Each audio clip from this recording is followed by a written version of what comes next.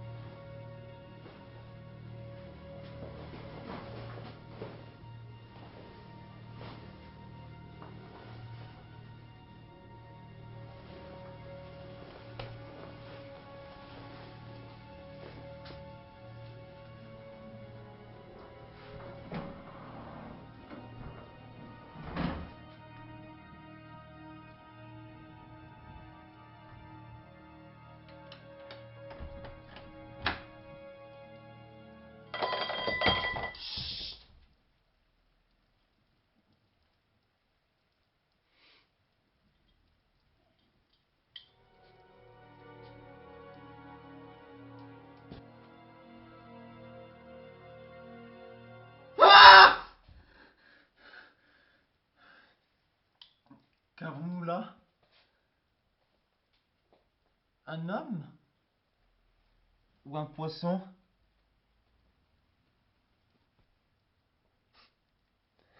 Un poisson! Il sent le poisson! Une odeur déjà rance, oui, de poisson. Une espèce de merluche et pas des plus fraîches. L'étrange poisson. Si j'étais à présent en Angleterre, et j'y suis allé autrefois, rien qu'avec une peinture de ce poisson, pas un badaud du dimanche qui ne donnerait sa pièce d'argent.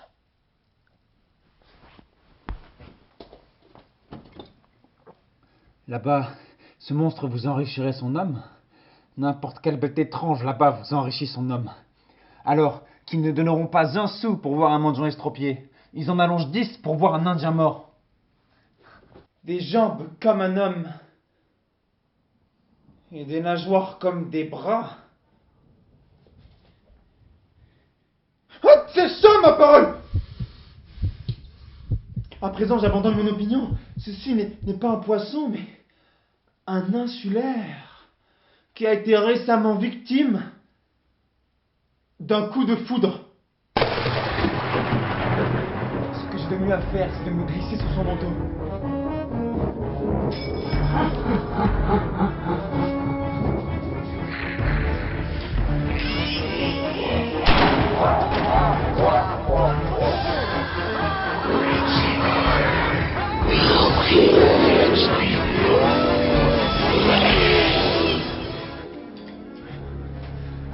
La détresse vous fait fréquenter des étranges mondes de vie.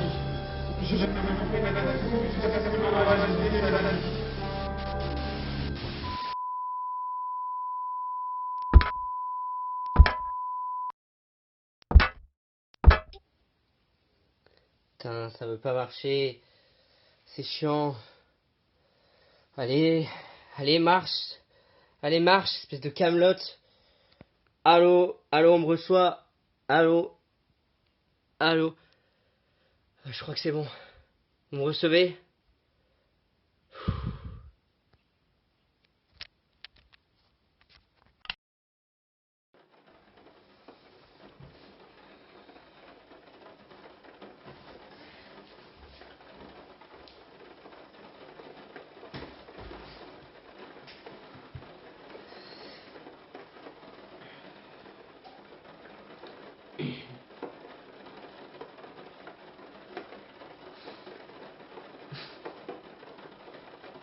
À Salem, on m'appelait l'idiot du village.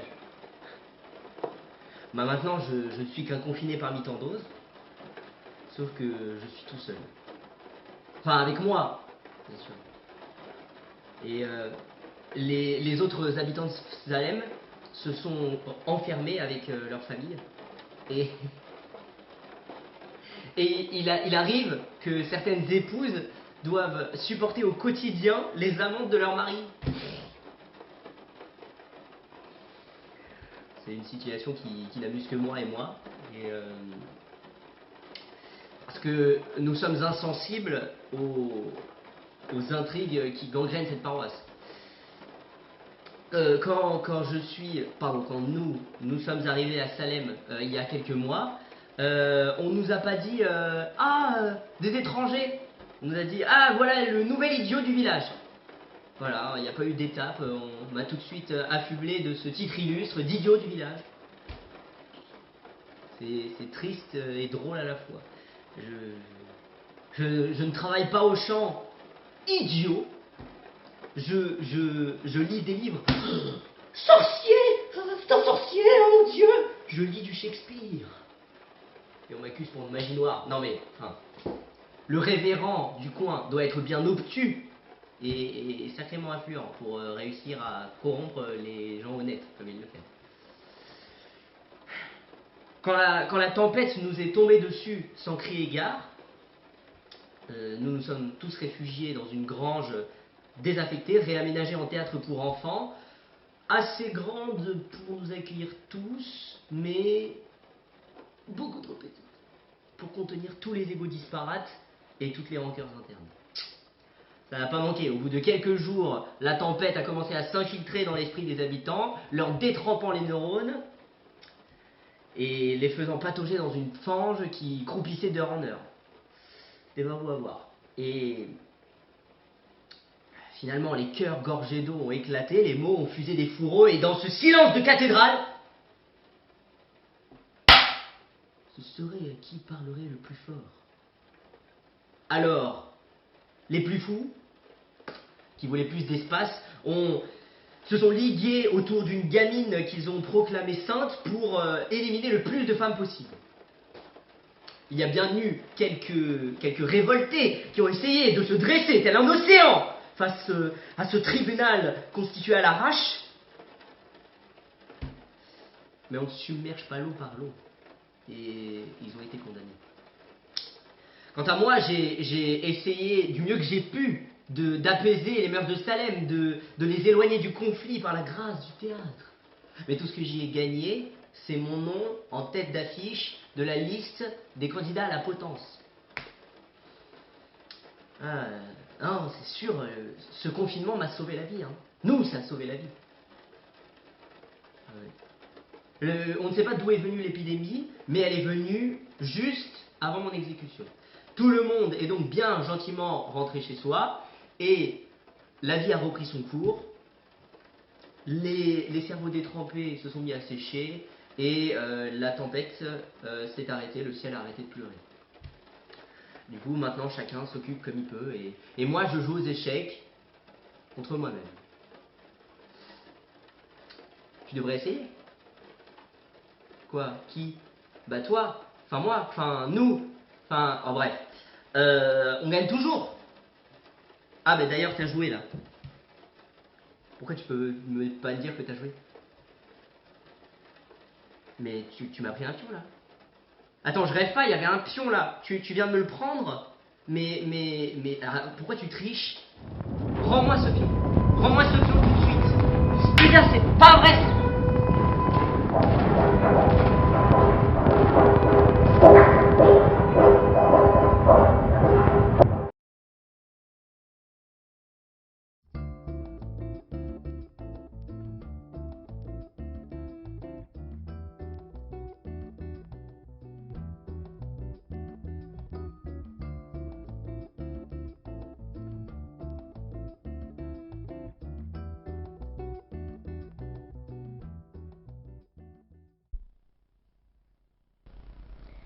Bon.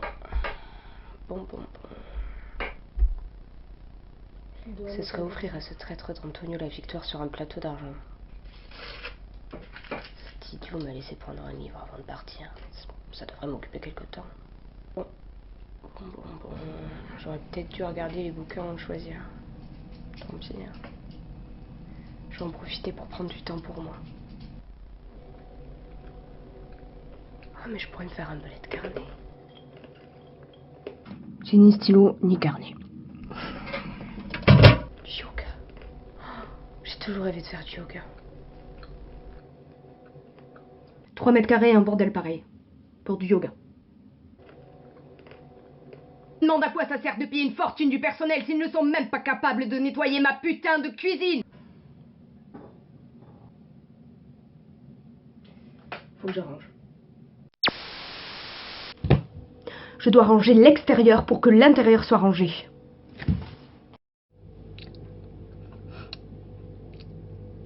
Je n'offrirai certainement pas à Antonio le plaisir de me voir devenir taré.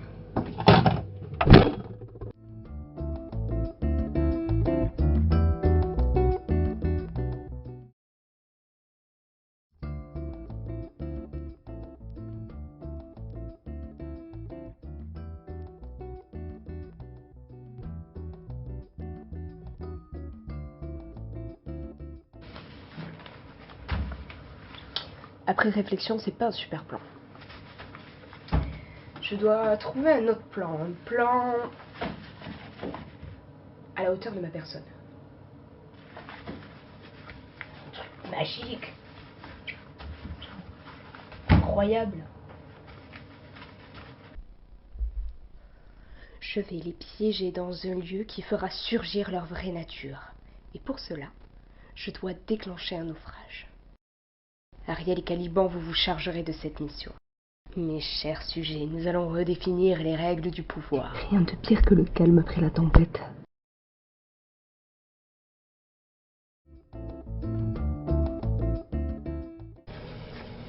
Une fois leurs idées secouées, nous allons les diviser. Nous allons les positionner aux 4 coins de l'île.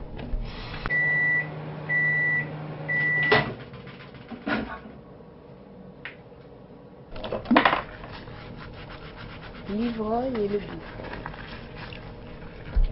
Caliban, je veux que tu les pousses à la folie. Ça devrait pas être compliqué, leur cerveau a déjà été bien assez endommagé par l'alcool.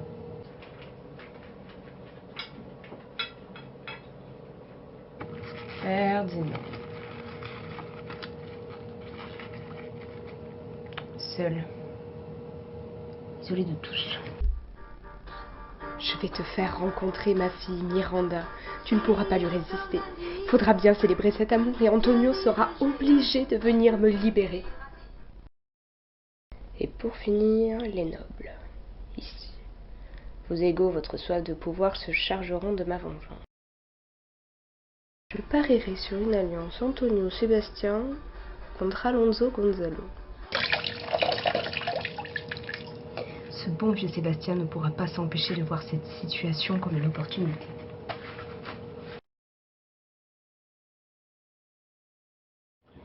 Une fois qu'on se sera tous bien amusés, qu'ils seront épuisés,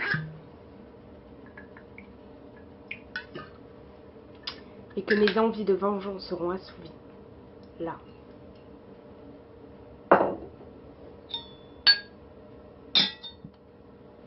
ce sera mon heure de gloire. Et là, je tiendrai un grand discours de paix qui claque, et eux, ils me verront comme le sauveur. Après un tel chamboulement émotionnel, ils seront disposés à mettre fin à mon exil.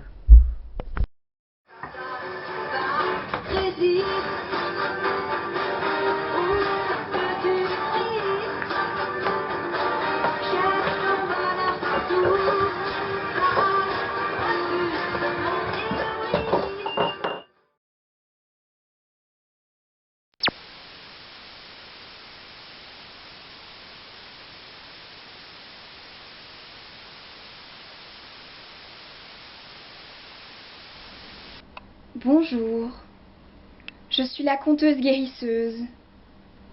Mon rôle est de conter aux femmes, avec les femmes, pour guérir les femmes. Le conte que tu vas regarder est la thérapie de Salem.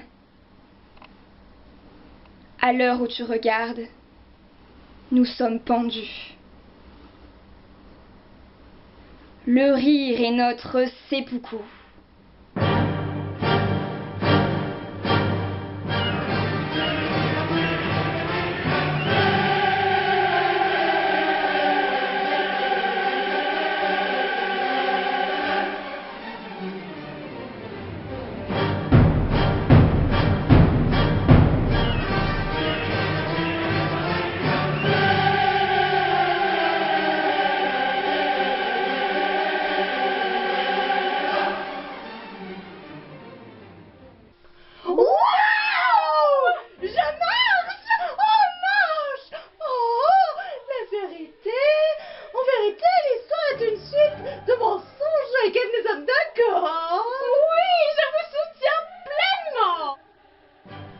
Il était une fois des meufs de Salem City qui se mettent une mine à leur futur procès, où, accusées de sorcellerie, elles se feront buter.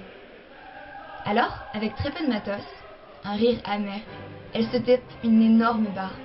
Elles font un mix corps et ombre pour se foutre de la gueule de leurs oppresseurs et oppresseuses. Elles travestissent la tempête avec leurs embrouilles à Salem. Elles se marrent de l'utopique et la pièce de Shakespeare, en y foutant la bien-pensance malade de leur réalité.